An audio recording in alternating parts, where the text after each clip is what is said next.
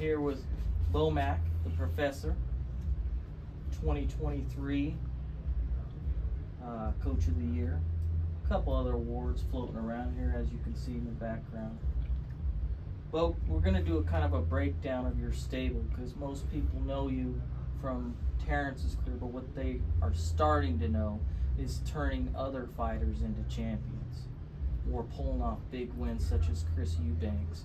We'll kind of break down, you're starting to gain quite a bit of roster that some of the people do not know about.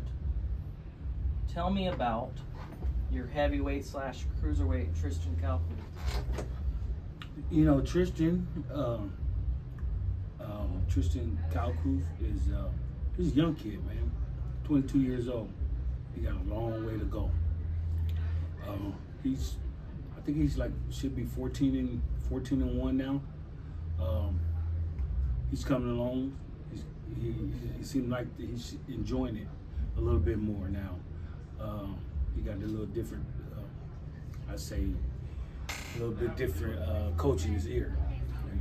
And when fighters don't start out with you here at this gym, and you're in Vegas and you're in Springs training, they reach out to you?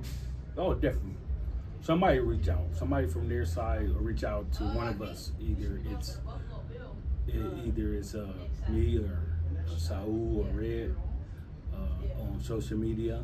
Or somehow they'll get the number. And they'll text.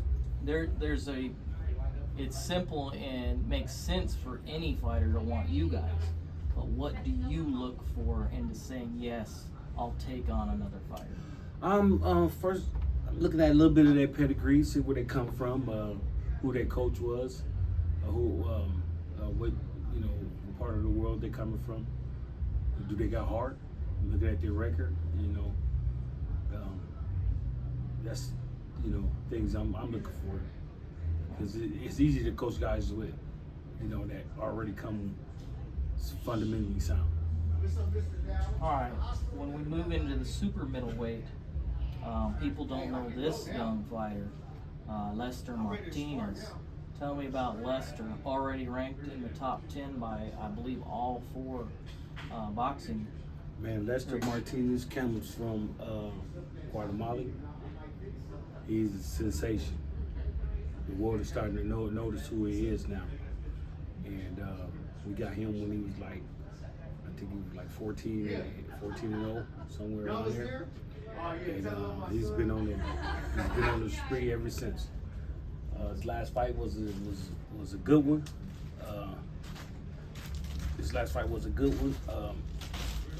He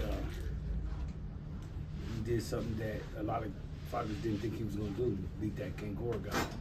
And Kangor is tough, man. He beat some good fighters, and he went the distance with him. You see a title fight in 2025? Yeah, of course. Yeah, I see a title fight definitely in 2025. So once they got a Pro Box got a small whiff of him, they ready to go. They ready to put him back in there right away. So. And he is signed by Pro Box? Pro Box, yeah. Signed with Pro Box. He signed with another guy out of Vegas. Coming off a huge and dominant win, Troy Isley. Man, live on ESPN. We talked about it before the fight too. Mm-hmm. You said, Bill, he's starting to understand when to throw. He's not just this energized, funny guy anymore. He knows when to throw. His timing, he's moving, his defense. Tim Bradley mentioned. We see Isley with a title fight soon? I see Isley with a title fight. Matter of fact, I just talked to Jay Prince's manager last week, me and Ray, and we're looking somewhere around probably by the end of next year. He's starting to develop, man. He's starting to love it a little bit more too. At 47, you were training, I believe you still are, Avius Griffin, yep. Okay, tell us about him. Avius Griffin, he just raw, man. He don't got a lot of amateur background, but he just got raw power.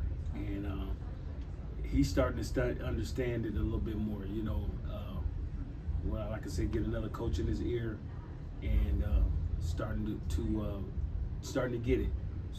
Take his time. Just going out there trying to blow people out. Take your time, break them, systematically break them down. You know, and plus get some rounds in too. That's important. And I assume the goal is to try to get him in the at least top 15 soon. Yeah. Looks like he's fighting August 24th. Yeah, Against a decent. Decent opponent. Yeah, we picked out opponent. The opponent's a veteran. I'm looking for him to carry and pull the rounds out a little bit more. Being that he's a veteran, he's from Cincinnati, Ohio. I don't personally know him, but I know some guys that do know him, and they say he's good, man. And you know he's a veteran. And that Cincinnati, as you know, it's produced a lot of talent, so good sparring, so he'll come prepared. Right. I think Kelvin will probably stay. Will he stay at 40, 47? What do you? Kelvin will stay at 40. He'll stay at 40. He said he put 140 on notice with that win. And that another big win. Beat a respectable guy. That dude was pretty good, man. Yep. That dude was pretty good. And the funny thing is, the staff was like, "Kel, you want this fight?" Kel's like, "Let's go. I could beat him, Bo." Man. So the confidence in Kelvin is he will fight him. Yeah, man. 35, Keyshawn Davis. The world's starting to know any truth to him wanting title fight next. Well, I don't know if it's gonna be next or not. Because he got his homecoming fight. I think it's October or November. So I'm not sure about being next, but I know next 1 or 2 or 3. But he'll be in line to main event his hometown. Yeah. Oh, yeah, he'll main event his hometown. Yeah, he definitely main event his hometown. All right, and as we go into 118, most people don't know that you picked up Floyd Cashflow Diaz too. Picked up Floyd. Floyd's just a raw fighter, man. He's just a raw fighter. But let's back up a minute. You forgot my man Lolo. Lolo. Lolo. Charles Harris. Oh man, that dude was bad as shit, man. That dude fast hands, knowledgeable. Man. Coming off a good win. That was a good win for him, man. He beat a 7-1 guy. And he come back September 11th with you can buy. Okay. Better you can buy. That's the 140, the 23-1 kid that we got. So And he's already in the top 10 as well. Yeah, he's in the top 10. Yeah. And then I think the last one I wasn't sure of because you been signed with a new promotional team. Yeah. Is he still? Well, I've been talking to him. I've been talking to his people, and they're just trying to get something solid. I think they might do Canelo. I'm not sure if they is, but not. But hey, let's go. And I guess to round it up, we always call it the upcoming group of B&B too. There's Alan Angulo, Adel Gomez, Jose Camacho. Yep. Who else do you see? Solid amateur program coming up. Yeah. I'm not sure the timetable for Carlito. How many more fights? Man, I just made a deal with Carlito because he's ready to turn pro. Give me 1 more year in the amateurs, and I'll make sure you taken care of. Just give me 1 more year, and but yeah, he's did some things out in Vegas. Every time we go, wherever we go, he's out there. He did some things out there against some pros, man. That the whole gym stopped and watched him. So he's ready. Yeah, and he's ready. Like I say, he ready for that squad that's coming out now. But I just want to hold him off just a little bit longer so he can get some of the international When we experience. do our B&B amateur shows, you can clearly see a difference in Carlito's ring IQ, the way he slips, the way he counters. So I do agree with you. I envision a solid pro career. Correct.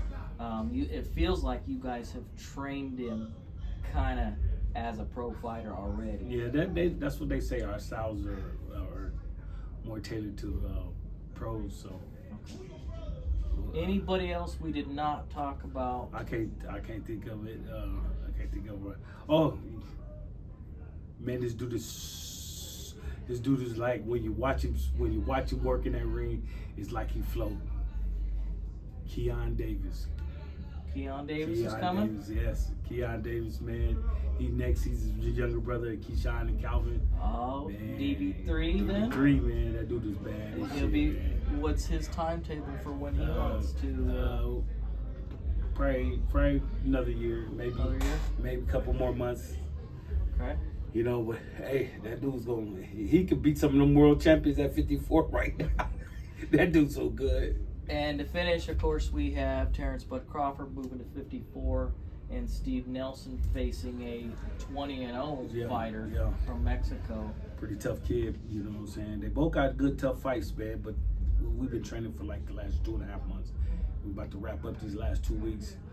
Man, I'm looking for some good performances out of these guys. And the last thing I think people always ask me is, we did quite a few shows a few years back for B&B, and then as you just heard, you're busy, you're gone.